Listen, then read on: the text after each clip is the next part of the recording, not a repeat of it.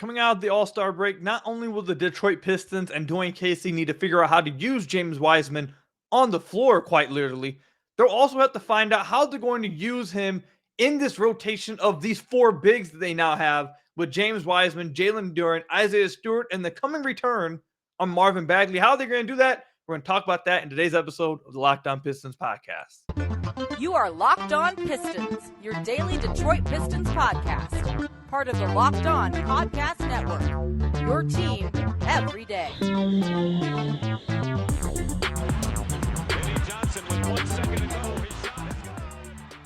What's the deal? Welcome back to another episode of the Locked On Pistons podcast. Per usual, I'm your host, Kuka Hill. You can find me over on Twitter at Kuka Hill. I want to thank you guys for making Locked On Pistons your first listen of every single day. We are free and available on all your podcast platforms. And if you haven't already, head to the YouTube channel at Locked On Pistons, hit that subscribe button, or leave us a 5-star review on whatever podcast platform you are listening to this on. That's another great way to support the podcast. I'm recording this towards the end of the All-Star game. I'm going to have a few All-Star weekend thoughts at the very end of this podcast. We're going to turn it into a Pistons discussion somehow. But real quick, of course, I want you guys to let me know, how do you guys feel about the All-Star weekend this year? Did you guys have fun watching? What was your guys' favorite event? There's all that kind of stuff. Let me know what your guys' quick All-Star thoughts were down in the comment section down below. I'll talk about mine a little bit later on in the podcast. And then the second segment, I had one of you guys ask me, what should the Detroit Pistons be trying to become or be trying to create their identity to be? What will their identity be? Should they be trying to be what they were 20, 30, 40 years ago? Or should they be trying to create their own identity for the young new era? I want to talk about that a little bit later too. But first, I want to talk with you guys about James Wiseman, who we've talked about a ton. We've talked about James Wiseman, I believe, on like the last 4 or 5 episodes. Absolutely been just getting all the James Wiseman content out there.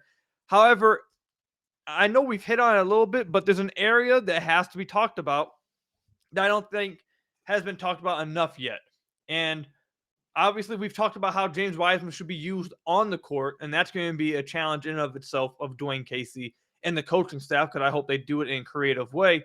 But they also need to figure out, how are they going to handle that big man rotation for the rest of this year? Because Marvin Bagley, we saw him starting to warm up, starting to play some one-on-one drills, 1-on-0 drills in practice. He's starting to play a little bit. He might be nearing his return from that hand injury that he sustained, I believe, about a month and a half ago. And once he returns, it's going to get crowded. It's going to get crowded, and it's going to be interesting to see how they do it. And the first concern I have about it isn't just, well, I guess the first concern I should say is, I'm worried a little bit that Jalen Duren may have some of his minutes taken away, and I hope that's not the case. That should not be the case. Remember, that was probably something we brought up when James Wiseman was very first traded for in the very first podcast. I said that the acquisition of James Wiseman should not do anything to hurt Jalen Duren. It should not take any minutes away from Jalen Duren. If anything, they should play together. They're going to play together. They're going to try and make that the 2 big man lineup, see if they can actually work together. Can they develop together, et cetera, et cetera. And I know in the very first game, a lot of it was attributed to Dwane Casey came out and said that. I believe Jalen Duren also did. That the first game, the reason why his minutes were cut, was because he was dealing with those ankle injuries. He ended up not playing in the All-Star weekend game, Rising Stars Challenge, because of his injuries. So I'm not reading too much into that first game. I'm simply saying that is still a concern, that maybe Dwane Casey doesn't view them right next to each other. Maybe Dwane Casey does view them separately and think they have to cut into each other's minutes. And if that's the case, I think that would be an incredible concern and something that people or fans should be frustrated with. So I hope that's not the case. That's what I'm going to be watching for right out the gate. But the second thing really isn't even like who's going to be the duo on the floor. Is it going to be Wiseman and Stu? Is it going to be Wiseman and Duren? Is it going to be Bagley and Stu? Is it going to be Bagley and Wiseman? What exactly is the big man duo going to be? Honestly, I think the second most important thing with that is, who are the 3 players you are surrounding them with? I think that will really impact how good lineups will be with whatever duo you put together out there. If you're Dwane Casey, and I think he has to be real. Again, we've said this word a few times over the past week. Dwane Casey needs to be super creative with how he goes about this. Because, for example, let's just say he throws. Let's say Marvin Bagley comes back like the first. I don't think he'll come back the first game out of the All-Star break. But let's just say that. Let's say Marvin Bagley comes back first game after the All-Star break, and they still start with Jalen Duren and Isaiah Stewart. If you're then doing your 10-man rotation still that Dwane Casey loves doing, if you're going down to 10-man rotation and you're doing your little starters for bench subs that we've been getting all year, do we really think that a lineup of James Wiseman and Marvin Bagley that also has Hamidou Diallo on the floor, is that something that really has a chance of succeeding? I would say absolutely not. You got three guys that all want to operate in the exact same space. Now, I know a lot of people believe that James Wiseman will eventually be able to extend his game to the three-point arc, and we saw him hit a few jumpers, and even his first jump shot was a three-point jump shot. So eventually, hopefully, that is something he gets to, but I don't think this year he'll be at any point like a stretch big that you want taking like 3 to 4 threes outside the three-point line trying to space the floor. You still want him to be doing what he's good at and what he's comfortable with, which is putting the ball on the ground, getting to the rim, and who knows what else, but I don't think it's going to be being a stretch big.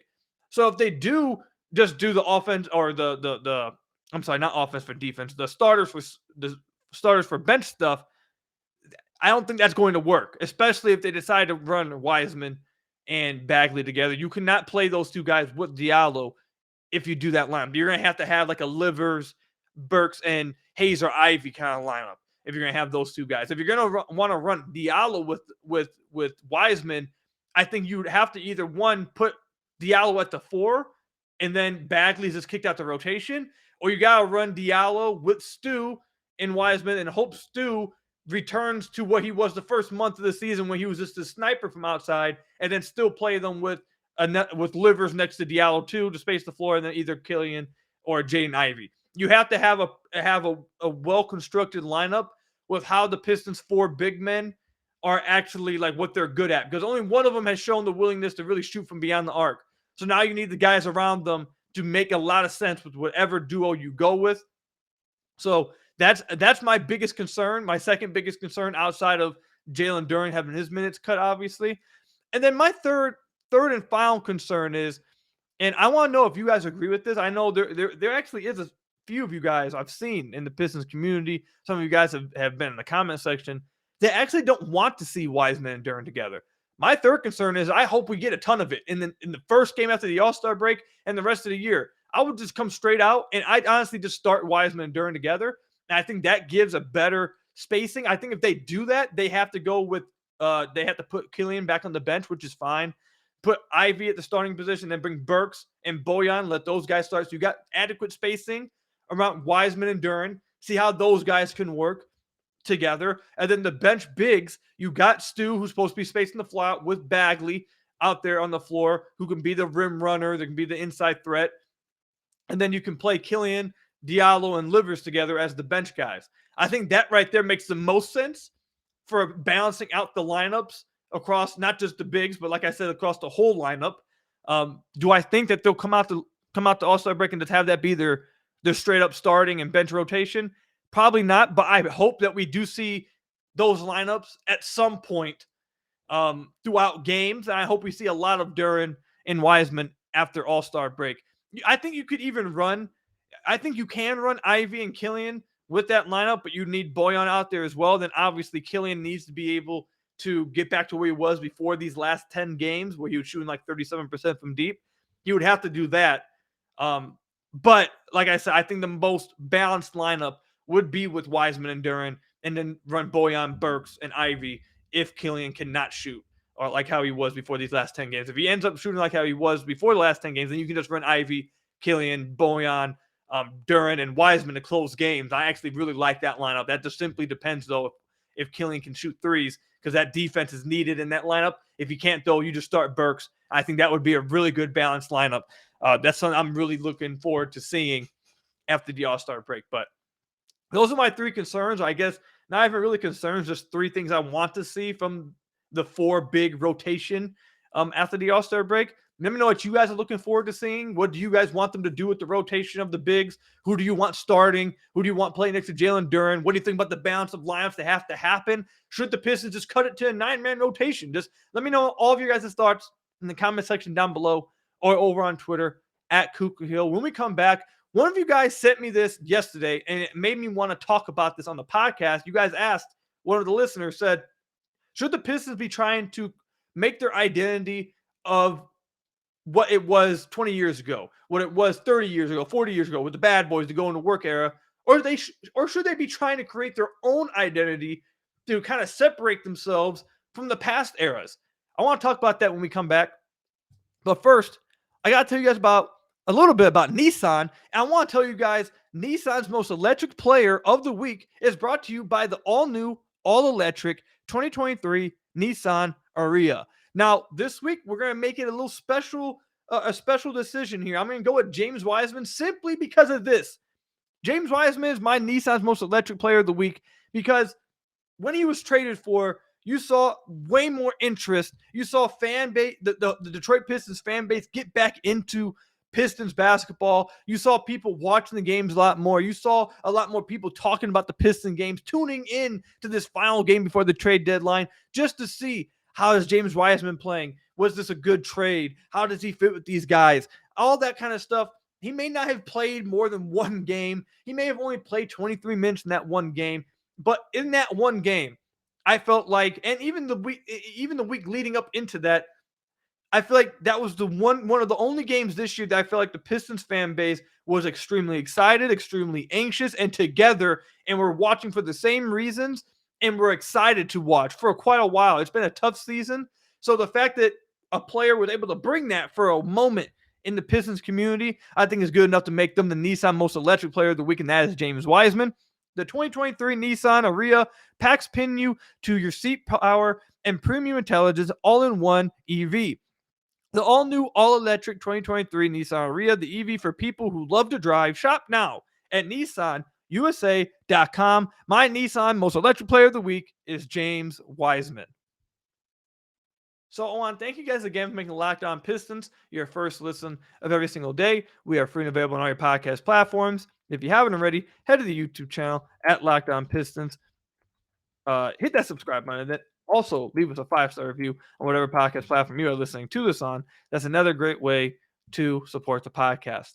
So this is this question here that I was asked by one of the listeners is something that, like, we've talked about it a little bit throughout the last 2 years. Throughout the last 2 years of this Pistons rebuild, we've seen it. And I've kind of had the same answer each time, and my answer is going to stay the same. And if you guys already forgot what I said earlier and what the question is, it's should this new core of the Pistons, you think the Kate Cunningham led era basically of the Pistons over the next 10 years or so, should they be trying to look back at the bad boys? Should they be looking back at the going to work teams?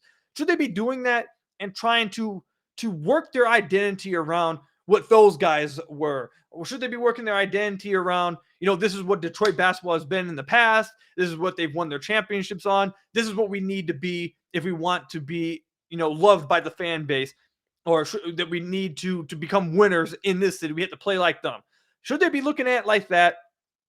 Or should they be trying to do their own thing, set their own different type of era, and win their own type of way to separate themselves from the rest? And my answer has always been, and there's different ways I'm going to go with this. It's always been create your own identity. Create your own identity, create your own era, separate yourself from the past, and make your own thing, your own era that we're talking about in 20 years, saying, yeah, the bad boys did it this way. The going to work team did it that way. But Kay Cunningham's Pistons, this 2020's Pistons, this Troy Weaver built Pistons, they did it this way, to where there is no, at least for me, I don't want this team or this era to be one of those when we look back like, oh yeah, they had to go back and find what the bad boys had to do, and then they found themselves, or they had to go back and find the going to work team, and that's how they found themselves. I want to be able to look back in 15 years and be like, yeah, the going to work team was pretty dope. The way they won is probably something we're never going to see again. But then also this 2020s team, they did it their own way. This was special. They have a different way of winning, and they did win this way. And the Pistons aren't just known for, I don't want to say we don't want them to not be physical, but I'd like the Pistons to have different generations and different eras of kind of basketball, not just physicality, with the bad boys. Some people would even say borderline dirtiness with the physicality, and just only defense, not real big time stars. I don't see what's the problem with big time stars. I want Cade to be a big time star. And when I say big time star, I'm more so speaking to the going to work team, obviously. Isaiah Thomas is obviously a big time star, but the going to work team, they only had five. They had like five really good players. I feel like Chauncey and Ben were actual stars, but they weren't treated as such because of the way that team played and the way they all sacrificed for each other. No one ever looked at any one of those guys as like the big star of the team. I don't see what's wrong with that. And I'd like it if this team was remembered. This era was like that Kate Cunningham dude. He was a superstar and he led them somewhere. And maybe they did it with more offense. Maybe they did it playing more fast pace. Maybe they did it shooting more threes. Obviously, they're going to be shooting more threes than whatever the past teams were because of how the NBA's changed. But like, me personally, I just would love to see them create their own or their own thing to hang their hat on and look back and say they did that differently. I think that would be super cool. And another reason why I'd like to see that is because I'm not one of those guys who believe the way the going to work teams did. I'm not going to go all the way back to the bad boys because obviously I wasn't even alive for the bad boys. Now I was alive for the going to work teams. And I've done, obviously you research, you go back and you hear about those teams. I watched a little bit of them. I don't have a ton of memories. I was like 6, but obviously you know about them and you know a lot of stuff about them because you go back and research. But the way they won, I don't think you can win that way no more. I don't think that's something you'll ever see in the NBA ever again. I think the team that, and actually it was the first year I was the host of this podcast. For those of you guys who have been listening for a long time, you guys will remember this. I said on the podcast, I'm really interested to see how this Utah Jazz team plays in the playoffs. I believe if they win, if they can go deep in the playoffs, they show that the kind of way that the Pistons played in 2004, you don't need one big superstar. You just play great defense across the board and you play together. You play good team offense. You can win a championship that way and get deep into the playoffs. If they could do it, I would believe that's something that they could still do in this day and age. They weren't able to do it. I still don't believe it's something that can happen. I don't believe that's a brand of basketball that can be achieved or something that can win a championship and go deep into the playoffs anymore. Like just for example, and this is not apples to apples here, but like in 2004, the defensive rating for the Detroit Pistons team was 93.9. There's never going to be a defense that's that damn stellar again. Ever. The best defensive rating in this season is at 109.3. Offenses have just gotten so much better. Teams have gotten smarter. Coaching staffs have gotten smarter. The reliance on the 3-point shot, all that kind of stuff, just makes me believe that you can't win a championship just off of being a great defensive team. Like even the Milwaukee Bucks and the Boston Celtics, really, Boston Celtics is what I meant to say, but we'll use the Milwaukee too. The Boston Celtics last year were a fantastic defensive team. Fantastic last year. They were a really damn good defensive team. We saw what they did against Brooklyn in the first round. We saw what they did throughout the playoffs, but they had Jason Tatum, one of the best scorers in the entire NBA. They had Jaylen Brown now, who was another great scorer for them individually. 2 great superstars. Maybe if you don't want to call Jaylen Brown a superstar, I think he's getting there. Jason Tatum 100% is a superstar. He's a straight-up MVP type of player and is one of the best scorers in the entire NBA. So at the end of the day, I guess my point is the Pistons need a superstar. They need a guy who stands head and shoulders above somebody. Heck, probably 2 or 3 of those guys to win. I don't believe you can win anymore with we're going to have 5 really good players. We're going to play together. We're going to play really good defense. We're going to play good team offense. I don't think that's the way you can win anymore. So I don't think even if they wanted to try to win like the going to work team was, like we're going to do that, I don't think that's going to be something that they can do. And if you just look more at the play style, which I think that's what most people will be talking about. I don't think I feel like a lot of people agree with me with that you can't win with just like 5 really good players. You need a superstar, maybe even 2 of those to win a championship in this NBA. I think most people understand that. I think a lot of fans, though, say, well, what about the play style? They can emulate that play style. They can be a defensive team. And sure, you definitely need to be a really damn good defensive team to get deep into the playoffs and win a championship. But you also have to be a fantastic offensive team. You need to have someone who is a fantastic creator offensively. You need to have a fantastic shot maker, and you need to have some really damn good shooters. You need to have some really good shooters. And for all that we love the Detroit Pistons of the 2004 going to work team, in that 2004 season, they had the 19th best offensive rating in the NBA. That's not going to cut it. That would not cut it in today's NBA. Not only do the team for the next 10 years, they need to be a really good defensive team, but they also need to focus on the offensive team, on the offensive side of the ball. So if this team in 10 years, we look back and say, damn, this team was good defensively, but man, they like to run. They like to put up a ton of points. These guys shot the hell out of this ball. They had some really good individual talent. They could go out there and get buckets, and that's why they run and they won. I'd be happy with that. I think that's what they do need to do. I think that would separate themselves from the rest of the pack with the Pistons. And I don't think a lot of past Pistons teams are looked at as fantastic offensive teams. I think the Pistons are always just looked at as defensive physicality guys. And I think I'd like this team to change that. I'd like this era of basketball to be different. Doesn't mean I don't want them to be physical. Doesn't mean I don't want them to be defensive. But I'd be cool if this was a different variation and you saw an offensive Detroit Pistons team. I think that would be cool. I think they can do that. 'Cause I think Cade, we've talked about it a lot. I think Cade can be a future MVP. So I think they can do it, especially with Jaden Ivey. If he's going to be long term, he's going to be electric offensively. And then we'll see what they do in the draft and what they add to this squad. But I think this is going to be a way better offensive team when they end up starting to win and solidifying themselves. I think this is going to be an offensive team of something that you haven't seen in a Pistons uniform before, and it's going to be super dope. So let me know what you guys think about that. We talked about a lot of things. I kind of went a little bit all over the place with that, but my overall point was establish your own identity, be your own team. You don't have to be whatever team from the past was. Just establish what you are. It can be different. Whatever you are best at, whatever this team thinks is best for them to win, be that and separate yourself from the past. I don't like, and a point that I wanted to say, I know I'm running long, but one of the points I wanted to say is one of the reasons why I really wish they create their own jerseys. I love the teal. I think they look super cool, but I really would rather not keep going back to the past to bring jerseys that everyone likes. Create your own jersey that is really cool for this era that we look back and say that those were the Kay Cunningham era jerseys. Like this, that was the 2020 Piston jerseys, and everyone remembers that. Like, I just really want this era of Pistons basketball to create their own place in history. That's what I want. I don't want them to be like everyone else. I don't want them to be like the past. I want them to be their own thing. So that, in a long 8 minutes of that, that's basically where I was trying to arrive at. So let me know what you guys think about that.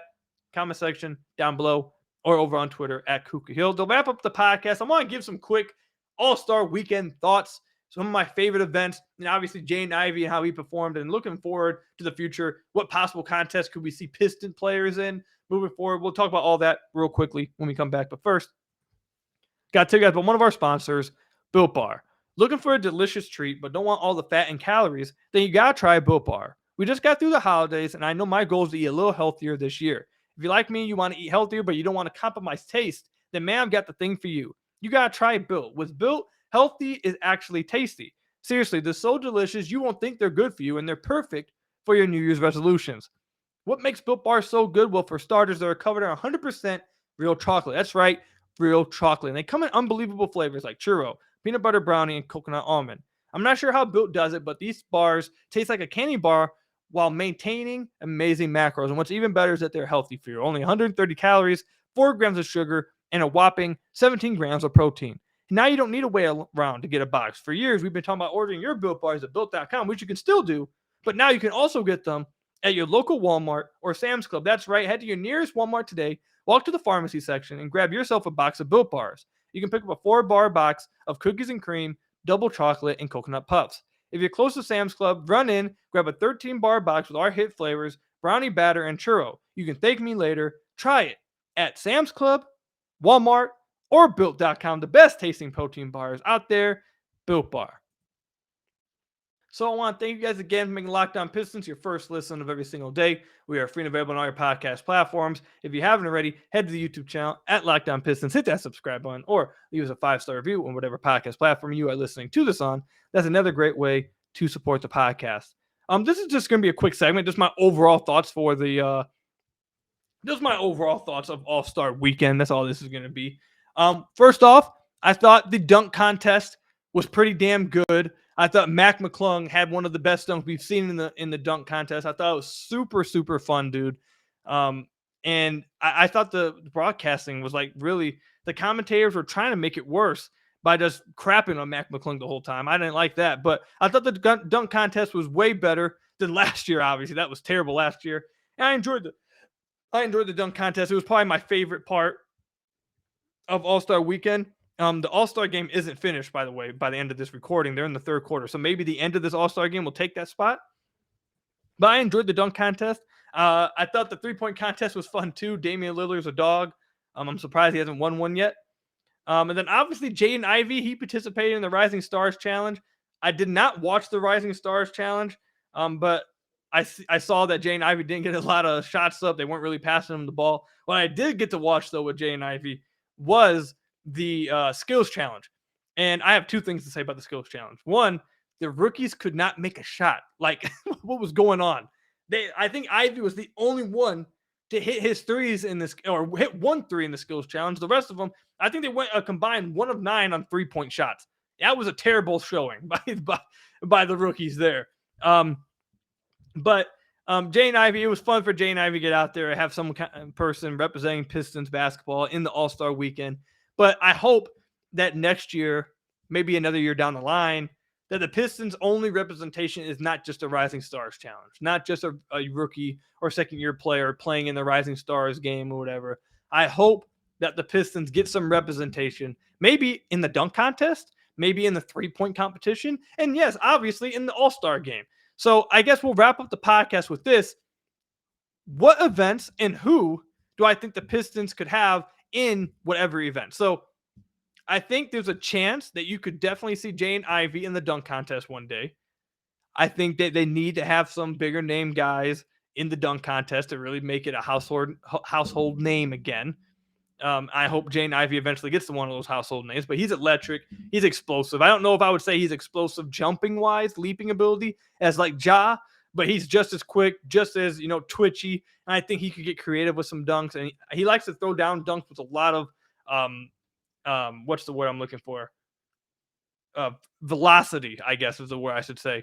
It's very, very like, I don't know. The best way I can describe it as like hard dunks. Like they are very loud, violent dunks. And I feel like those do really well in the dunk contest. So I could see Jaden Ivey doing that. I don't know if the Pistons have anyone on the current team that could do a 3-point competition. Maybe Bojan, obviously. But I don't think Bojan's going to be in the 3-point competition. I think he's going to take these. I don't think Bojan really. We'll talk about this obviously down the line, but I don't know if Bojan's even going to be on the team next year. I think they're probably going to trade him. But anyone on the current team, I don't know. I don't think I see anyone on the current team that could possibly be in the 3-point competition. So I think the Pistons are missing out on that one. And then obviously the All-Star game, looking right at you, Kay Cunningham. Next year, let's make the All-Star game. I think Kay can do it. Coming back healthy, full off-season healthy. Finally got that surgery on his shin. He won't have any lower body injuries, hopefully, heading into the season. I expect his shot to look pretty well from beyond the arc. I expect him to take the Pistons. I'm not going to guarantee the playoffs, but I expect him to make the Pistons competitive. I expect him to ball out. And I hope that he's an all-star next year because he has the talent to be. And I think he can be a future MVP in this league. So I'd like to see Kay Cunningham represent them in the all-star game next year. But a few years down the line, I think the Pistons have a few possible guys. I think Jaden Ivey could be in one of those games down the line. I think Jalen Duren could be in those games down the line. And heck, with the way Troy Weaver's been talking, heck, maybe even James Wiseman makes one of those down the line with the way Troy Weaver's been talking. And Weaver will have you believe that this is the next Wilt. And for the sake of Pistons fans, hopefully he is. But overall, I think the Pistons do have a few guys that could possibly become all-stars down the line. And the Pistons will have more representation rather than just the Rising Stars Challenge moving forward. So what was your guys' favorite event from All-Star Weekend? Mine was the dunk contest. Let me know what you guys thought about the whole All-Star Weekend festivities, and what player do you think on this current team could participate in each festivity? Do you guys think there actually is someone who could possibly be in the 3-point competition that's currently on the roster at some point in the future? I don't know. I think maybe Livers would be like the best shot. I don't know. I think probably Livers. But even then, I don't think that's something that's going to happen either. I don't think Livers is ever going to become like the best shooter, one of the best shooters in the NBA. So I don't know. If you guys think so, though, let me know in the comment section down below or over on Twitter at Kuka Hill. I want to thank you guys. Being Locked On Pistons, your first listen of every single day. We are free and available on your podcast platforms. If you haven't already, head to the YouTube channel at Locked On Pistons. Hit that subscribe button or leave us a 5-star review, whatever podcast platform you're listening to this on. And until next time, I'll see you guys later. Stay safe. Go Pistons. I hope you guys enjoyed the All-Star weekend. And until next time, peace out.